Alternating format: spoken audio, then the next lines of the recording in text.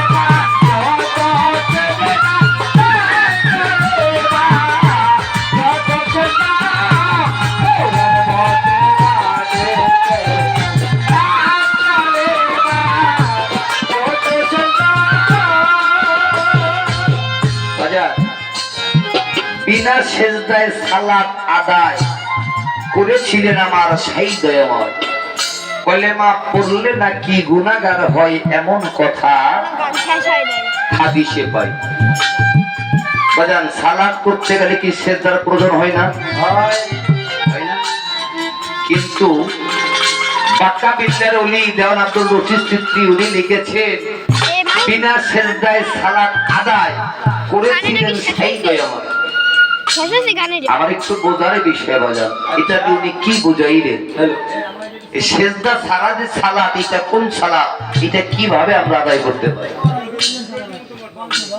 বাজার একটা কথা বলি আপনাকে, আপনার তো আমার বাবার বয়সী, এটা বারবার নাড়তে হয় না, এটা যত নাড়বে তত নষ্ট হইবে।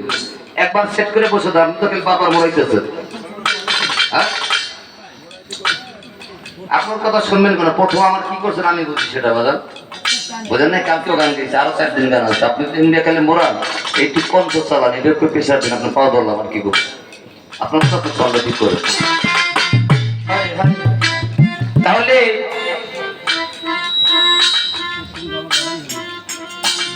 এই যে সালাত,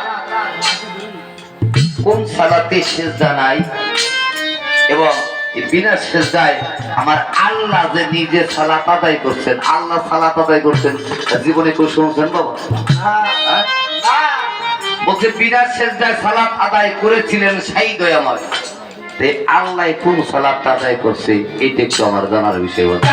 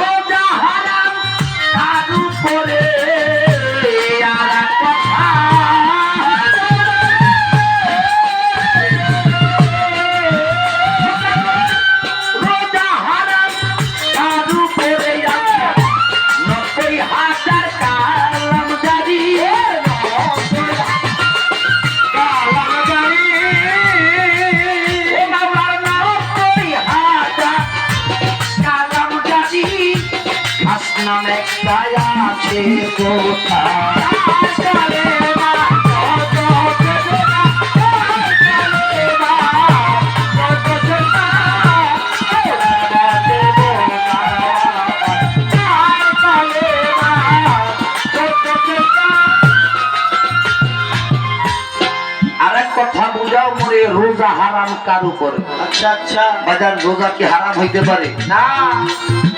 রোজা কি হারাম? না। আল্লাহ পাক পবিত্র কোরআন শরীফের মধ্যে বলেছে আমি আল্লাহ রোজার পুরস্কার নিজ হাতে আমার বান্দাকে দেব। সুবহানাল্লাহ। আর কোনো কথা বলে না, কিন্তু সেই জায়গার মধ্যে বলা হয়েছে দয়াল আরাম কথা বুঝাও মরে, রোজা হারাম কার উপর? আল্লাহর 90,000 কালাম জারি খাস নাম একটা আছে কোথায়?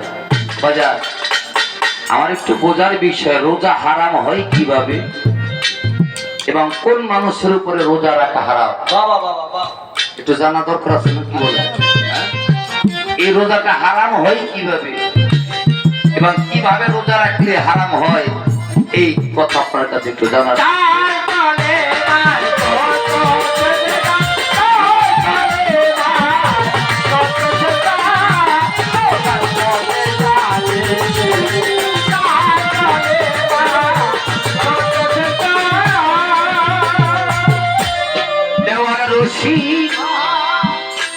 বিনয় করে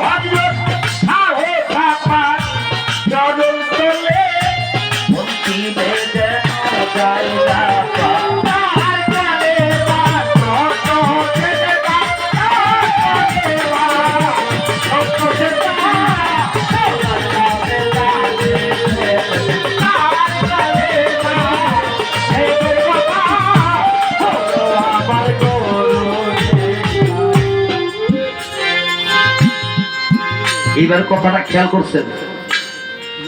করেন নাই? এখন শোনেন, ছোট বাজাও।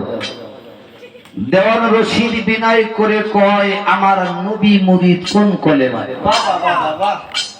হযরত শাহসাপার চরণ তলে অন্তিমে যেন জায়গা পাই।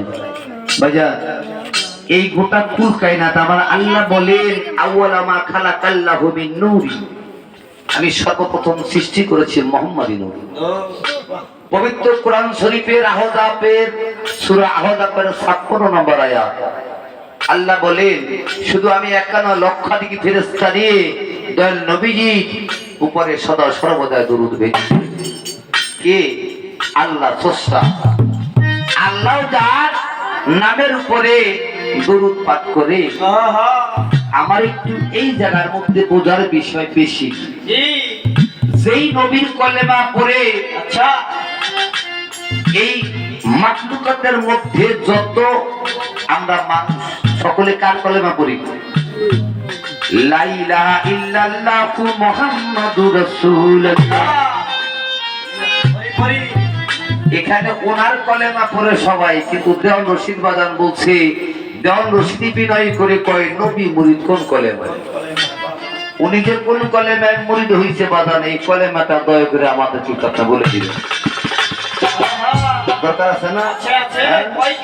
আজকে যারা তোরাব চানের মুরিদ বাবাজান, আশরাফ সৃষ্টির ভক্ত, যদি কিছু না পায় তাহলে আপনার আমার গান গড়া বৃথা।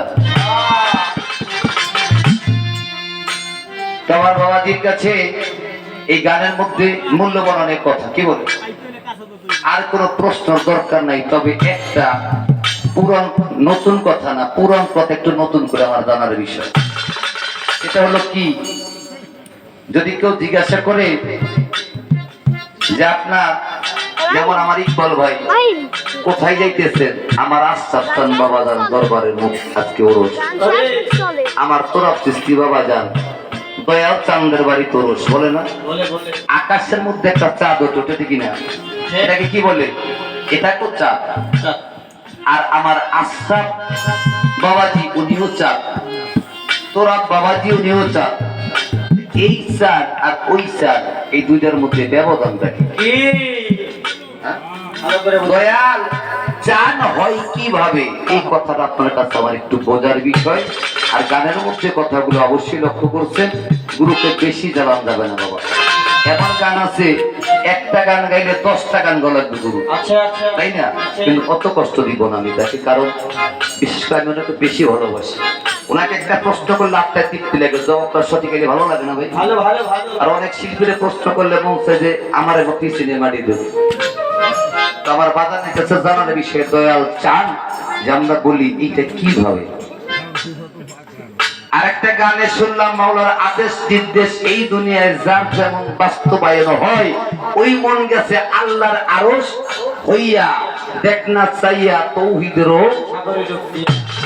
সাগরে ডুবিয়া। অনেক মূল্যবান গান কিন্তু বাবা, গান কিন্তু জ্ঞানের জন্য, তাই না? আমার জন্য না। আমি গান গাইতে পারি কিন্তু নিজে কিছুই বুঝি না। দেখ প্রথমে স্টেজ গুরুকে আর বেশি ডিস্টার্ব করবো না, কেন রাখবো।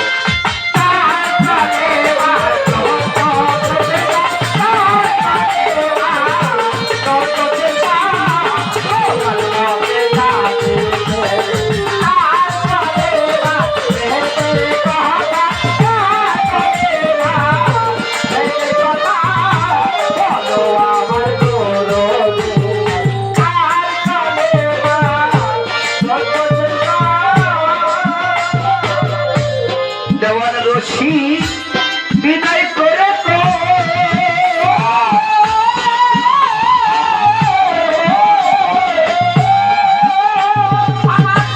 নবী মুড়ি কোন কলে ভাই, দেওয়ার রশি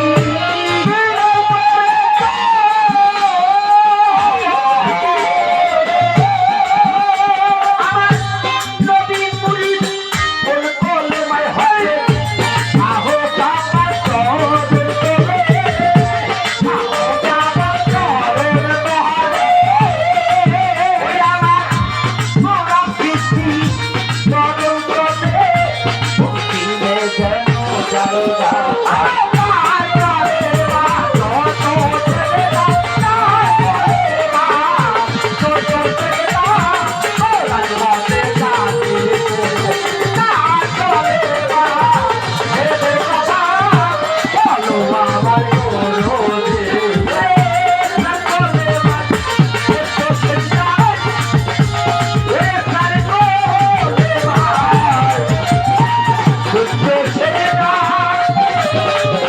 কোরআন মতে জানি